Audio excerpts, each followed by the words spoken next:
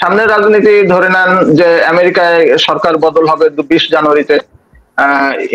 India, ভারতের যে রাজনীতি, তারা বাংলাদেশের রাজনীতিতে প্রখরভাবে দৃষ্টি রাখছে। এবং আপনি এখানে একটা কথা বলা যায় যে এই ডক্টর ইউনূসের নেতৃত্বাধীন সরকার ফর্ম হওয়ার পরে এবং আগে, মানে 5 আগস্টের পরে ইন্ডিয়ার বিরুদ্ধে যে ভাবে ছাত্র সমন্বয়করা, সরকারের উপদেষ্টারা ক্রমাগত সমালোচনা করেছে, ইন্ডিয়ার অবস্থানের সমালোচনা করেছে, নানা রকম হুমকি ধামকি দিয়েছে, সেখানে ইন্ডিয়া প্রত্যুত্তর করে না। ঠান্ডা থেকে তারা তাদের গেম প্ল্যান সাজিয়েছে। এখন যেটা মনে হচ্ছে, ইন্ডিয়া চুপ থেকেছে, কিন্তু কোনো না কোনো ভাবে সরকার উপর প্রেশার দিতে পেরেছে বলে এখন দেখেন কোন উপদেষ্টা, কোন ছাত্র সমন্বয়করা ইন্ডিয়ার বিরুদ্ধে তেমন কিছু বলছে না। তেমন কিছু বলছে না। মানে কি? মানে হলো যে ইন্ডিয়াকে এক ধরনের তোষণ করা শুরু হয়েছে, যেটা এর আগে বলা হতো ফ্যাসিস্ট সরকার ইন্ডিয়ার উপরে নির্ভর ছিল, হাসিনা সরকারের অনেক দুর্নাম ছিল। তো সেই দুর্নামটা প্রচারণা ছিল 15 বছর ধরে। ওনারা কিন্তু 3 মাসের মাথায় ইন্ডিয়ার কাছে এক ধরনের বশ্যতা স্বীকার করছে। এরপরে আমি যেটা বললাম, হোয়াইট হাউসে যখন ট্রাম্প 20 জানুয়ারি বসবেন, তারপরে দেখেন এই বাংলাদেশের পলিটিক্স আরেক দফা মোড় নেবে। তার আগে কি হবে সেটা নিশ্চিত করে না বলা গেলেও 20 জানুয়ারির পর যে এটা নিবে, এটা মোটামুটি এখন দিব্য চোখে দেখা যাচ্ছে। তো ফলে এই এই এই সামগ্রিক ভারত এবং আমেরিকার রাজনীতি যদি আপনি মাথায় রাখেন, তাহলে ধরে নিতে পারেন যে নির্বাচন, মানে এই সরকারের মেয়াদ মানে আগামী 2025 পার হয় কিনা এটা নিয়ে খুব মানে সংশয় আছে।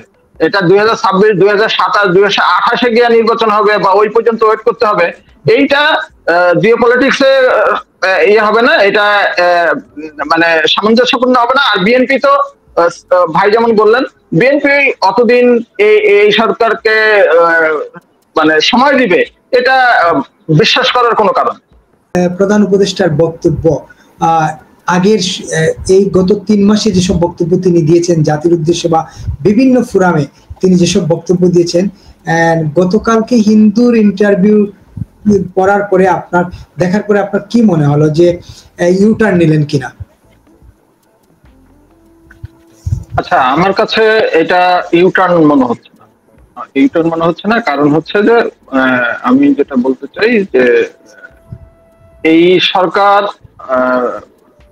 রাষ্ট্রপতির কাছে ওথ নেওয়ার পরে, শপথ নেওয়ার পরে যখন গঠন হয়, তারপরে এই পর্যন্ত এই সরকারের মেয়াদ কেমন হবে সেটা ওনারা একবারও বলেন না। যেটুকু ধারণা দিয়েছিলেন যে সংস্কার শেষে নির্বাচন। তো আমরা যেহেতু সংস্কারের অনেকগুলো উইন্ডো ওনারা খুলেছিলেন, ফলে অনেকে আশঙ্কা করছিল যে অনেক উইন্ডো যেহেতু, ফলে ওই উইন্ডো গুলো বন্ধ, মানে সংস্কার করে বন্ধ করার জন্য যে সময়টা, সেটা কম সময় হবে না, সময়টা লম্বাই হবে। এই আশঙ্কা থেকে বিএনপি দ্রুত নির্বাচন চাচ্ছিল, কিন্তু তবুও সরকার থেকে কোনো সময় সীমা, রোডম্যাপ ঘোষণা করা হচ্ছিল না। তো তার মানে কি? তার মানে হলো যে তাদের, মানে যারা সরকারের ওথ নিয়েছিলেন, শপথ নিয়েছিলেন, তাদের পরিকল্পনা ছিল দীর্ঘ সময় থাকার। সেই দীর্ঘ সময়টা দ্য হিন্দুতে প্রকাশ করেছেন টেকনিক্যালি যে এটা 4 বছরও হতে পারে, 4 বছরই হবে এটা বলেন নাই, কম হতে পারে, সেটাও একটা ধারণা দিয়েছে। আল জাজিরা বলেছেন যে 4 বছর বা 4 বছর কম বেশি হবে, আর হিন্দুতে তার মানে হলো যে এই, আমি আপনাকে একটু যুক্ত করি, হিন্দুতে এটা আল জাজিরায় তিনি বাকুতে ইন্টারভিউটা দিয়েছিলেন যখন তিনি আজারবাইজানে গিয়েছিলেন, আর সোমবারে তিনি হিন্দুকে প্রধান উপদেষ্টার বাসভবন যমুনায় বসে ইন্টারভিউ দিয়েছেন, যেটা গতকাল হিন্দুতে প্রকাশিত হয়েছে, আজ বাংলাদেশের গণমাধ্যমে প্রকাশিত হয়েছে। তাতে তিনি বলেছেন যে আওয়ামী লীগ নিষিদ্ধের তাদের কোনো ইয়ে নেই, বিএনপি বড় রাজনৈতিক দল, তারা বলেছে, তারাই সিদ্ধান্ত দিয়ে দিয়েছে, কোনো রাজনৈতিক দল নিষিদ্ধের পক্ষে না। তারপরে একটা প্রশ্ন ছিল ওনার কাছে যে তাহলে কি আওয়ামী লীগ নির্বাচনে প্রতিদ্বন্দ্বিতা করতে কোনো আপত্তি আছে কিনা। সেই প্রশ্নের জবাবে ডক্টর ইউনূস বলেছেন, কোনো একটি দল বা আরেকটি দলকে বেছে নেওয়ার জন্য আমি কোনো রাজনৈতিক ব্যক্তি নই, আমি রাজনীতিকদের আকাঙ্ক্ষাকে বাস্তবে রূপ দিতে সহায়তা করছি। মানে তিনি এখানে একটা কৌশলী হয়েছেন।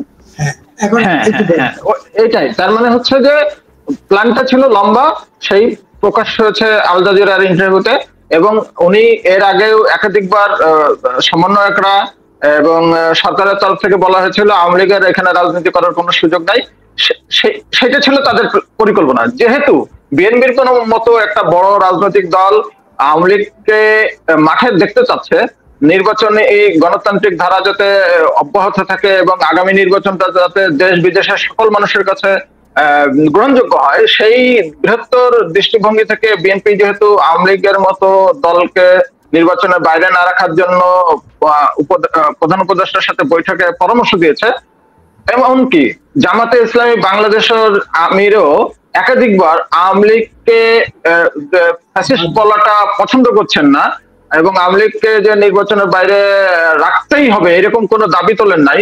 সব মিলায় উনি ইকুয়েশনটা নতুন করে সাজাচ্ছেন যে আচ্ছা নির্বাচন একটা হবে, যেহেতু বড় দল বিএনপি চাচ্ছে, ফলে আওয়ামী লীগ নির্বাচনে তারা তো যেহেতু রায় দিয়েছে সেক্ষেত্রে আওয়ামী লীগ নির্বাচনে থাকতে পারে, মানে দায়টা বিএনপির উপর দিল, মানে সরিয়ে দিল সমন্বয়করা, ছাত্র সমন্বয়করা যারা ওনাকে নিয়োগকর্তা যাদেরকে উনি বলেন, সেই নিয়োগকর্তারা যেন অ্যাটলিস্ট ওনার পরে মন খারাপ না করেন, ওনার সিদ্ধান্তে ওনাকেই টার্গেট না বানান, সেই কারণে উনি বিএনপির উপর ওইটাকে চাপিয়ে দিয়েছেন।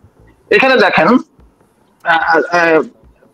প্রধান উপদেষ্টা যেমন বলেছেন যে 4 বছরের মতো হতে পারে, আজকে আইন উপদেষ্টা ডক্টর আসিফ নজরুল কিন্তু আবার বলেছেন যে এই উপদেষ্টা পরিষদে যারা আছেন তারা প্রত্যেকেই তাদের স্ব কাজে ফেরত যাওয়ার জন্য যথেষ্ট আগ্রহী আছেন এবং মিনিমাম যে সংস্কারগুলো না করলেই নয় সেইগুলো শেষ করে ওনারা নির্বাচন দিয়ে চলে যেতে চান। তার মানে কি ওই 4 বছরটা কিন্তু মানে উনি যে ইঙ্গিত করলেন অনেক আরো এগিয়ে আসতে পারে, হতে পারে 1-1.5 বছর, মানে উনি তো এর আগে এক দফা বলেছিলেন যে 2025-এ নির্বাচন করা সম্ভব হবে বলে উনি মনে করেন, যদিও তার একদিন পরে উনি সেখানে থেকে বলেছিলেন যে প্রধান উপদেষ্টা বলবেন। প্রধান উপদেষ্টা আল জাজিরার ইন্টারভিউতে যখন 4 বছরের কথা বলেছেন, তার একদিন পরে উনি যখন আবার এই ইঙ্গিত দেন যে হতে পারে যে যত দ্রুত সম্ভব মিনিমাম সংস্কার করে নির্বাচনের দিকে যেতে পারে দেশ, তার মানে হলো যে ওনাদের স্ট্যান্ড মানে পুরো উপদেষ্টা পরিষদের সিদ্ধান্ত 4 বছর না, 3 বছর না, 1 বছর 1.5 বছরের মধ্যেও হতে পারে। তো এটা একটা পয়েন্ট। আরেকটা দেখেন যে এরপরও আজকে সার্জিস আলম কিন্তু একটা ফেসবুকে স্ট্যাটাস দিয়েছেন যে, এবং হাসনাত আব্দুল্লাহ একটা স্ট্যাটাস দিয়েছেন, একটা অনুষ্ঠানে বলেছেন আর কি, যে ফ্যাসিস্ট যারা তাদের বিচার সম্পন্ন হওয়ার আগে রাজনীতির মাঠে বা নির্বাচনের মাঠে তাদেরকে কোনো সুযোগ দেওয়া হবে না। এইটা আপনারা দেখেছেন কিনা আমি জানি না। তার মানে হ্যাঁ এটা বলার মানে হলো, দেখেন তারা কিন্তু প্রধান উপদেষ্টা এবং ডক্টর আসিফ নজরুলের যে বক্তব্য সেইখানে ওনারা সমর্থন করে নাই, ওনাদের ওই স্ট্যান্ডে আছেন। মানে হলো যে